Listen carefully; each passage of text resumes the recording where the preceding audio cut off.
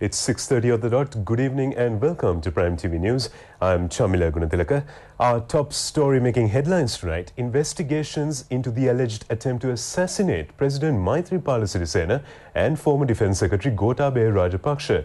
More news on this in brief via our headlines first.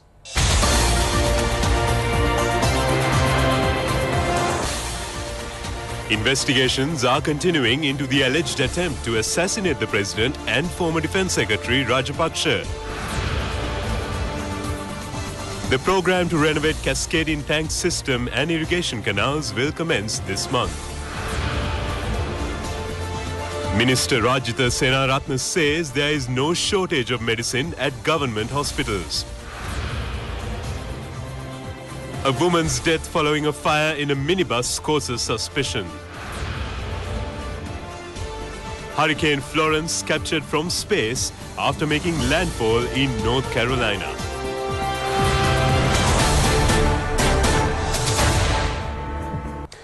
Investigations are continuing into the alleged attempt to assassinate President Maithripala Sirisena and former Defence Secretary Gotabaya Rajapaksa. The president said yesterday that investigations into the accusations levelled against Director of the Terrorist Investigation Division, DIG Nalaka Silva, for planning to assassinate him and Mr. Gotabaya Rajapaksa would be handed over to the CID. The president said this yesterday when he met the heads of media institutions. He said the Special Investigation Unit has already launched an investigation into this incident. Prime Minister Ranil Wickremesinghe has directed the IGP to submit a report to him about the allegations. Meanwhile, Minister Duminda Dissanayake said that media which are partial towards the joint opposition are making strong efforts to indicate a conflict between the President and the Prime Minister. Expressing his views, Minister Sarath Thamunugama also said investigations are continuing into the alleged assassination plan. The program to renovate cascading tank systems and irrigation canals will commence on the 21st of this month near Nabadagasdigiliya tank in Anuradhapura.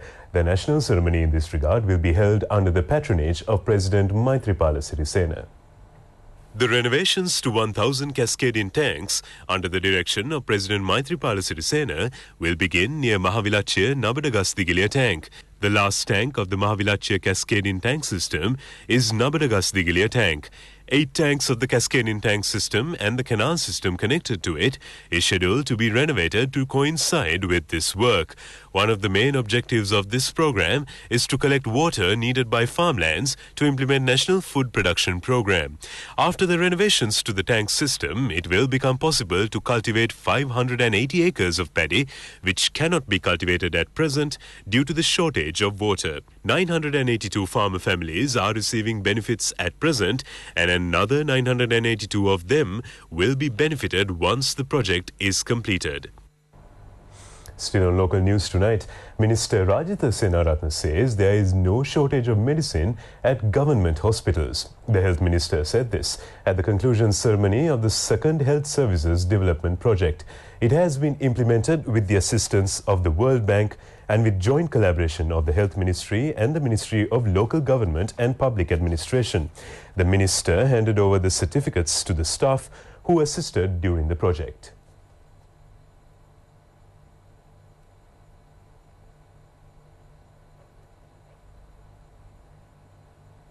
The 18th commemorative oration of late Prime Minister Dudley Senanayake took place at the BMICH in Colombo. It has been jointly organised by the Dudley Senanayake Foundation and the Frederick Newman Foundation.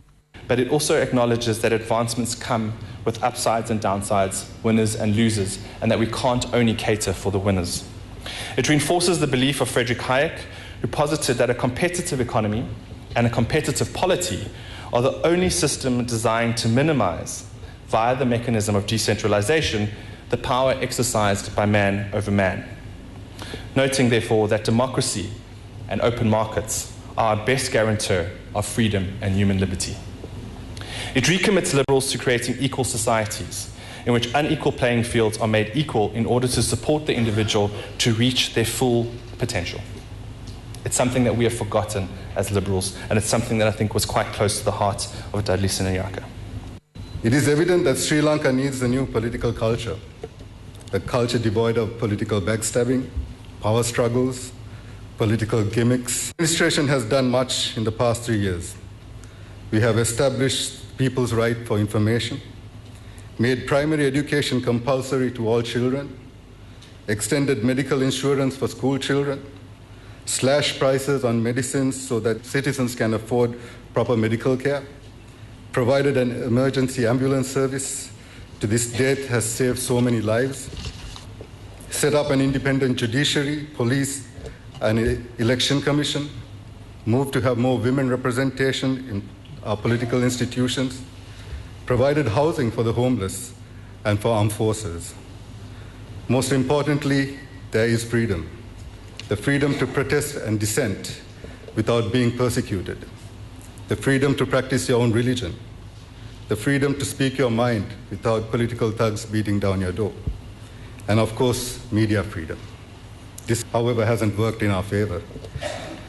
Whether it works in our favor or not, an independent media is the cornerstone of any democracy. Deputy Speaker Ananda Kumarasiri, Deputy Minister Harsha De Silva and Chairman of Dudley Senanayake Foundation, MP D.M. Swaminathan were present on the occasion. News from the tech front from ITN. A new app for mobile phones was launched, enabling the viewers to watch ITN News and its all programs on their mobile phones. ITN Sri Lanka mobile app was launched officially recently.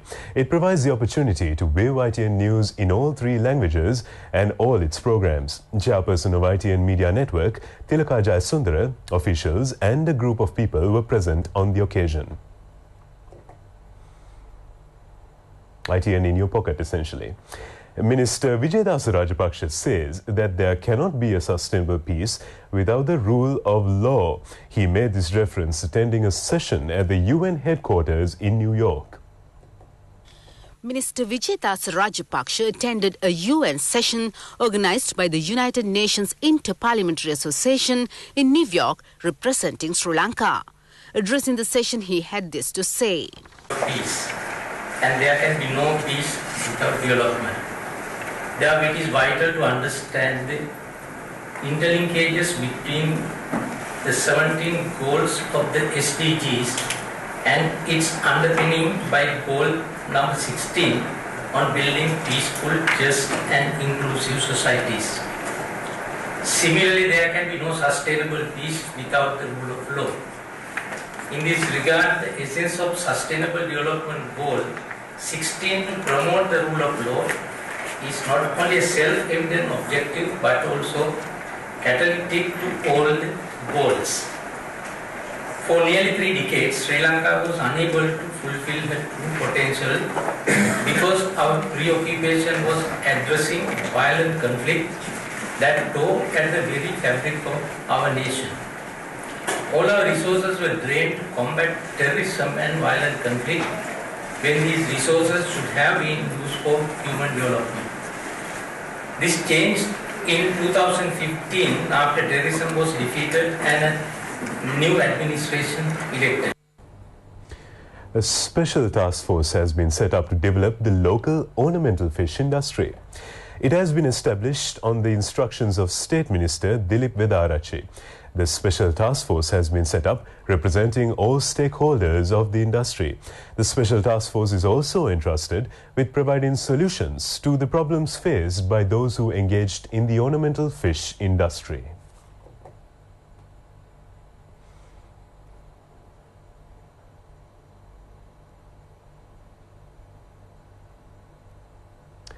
The constructions of the house of late police Sergeant Suranga Pradeep Veerasinghe have been completed. He was shot and killed by a gang of thieves who came to rob a jewelry shop in Mathura. The house was handed over to his family yesterday.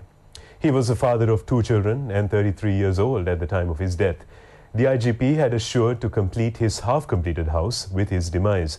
Accordingly, constructions of the house were completed with the contributions of all police officers in the Mathura district. The owners of the jewelry shop also contributed in the efforts. A financial institution in Mathura offered scholarships for the education of its 2 children. IGP Pujit Jayasundara made a financial donation to the other police officer who was injured during the shooting, as is undergoing medical treatment at present.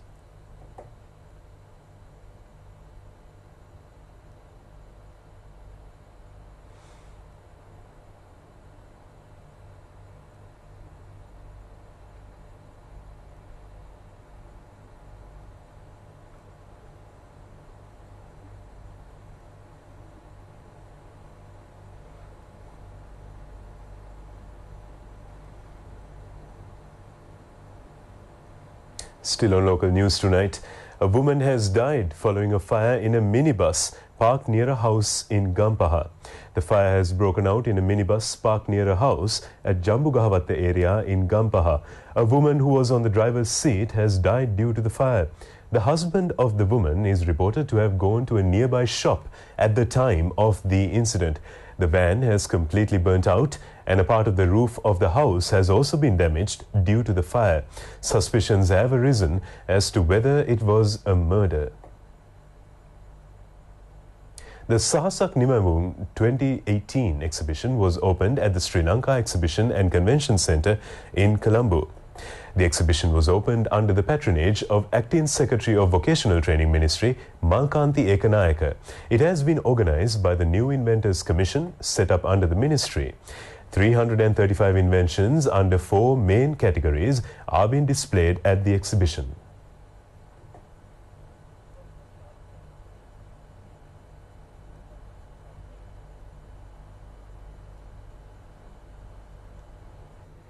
Motorsport continues tomorrow with Formula 1 Singapore Grand Prix as well. But in the meantime, we have come to a conclusion of today's bulletin. You can log on to www.itnnews.lk for further information. I'm Chamila Guntilaka signing out. Good night.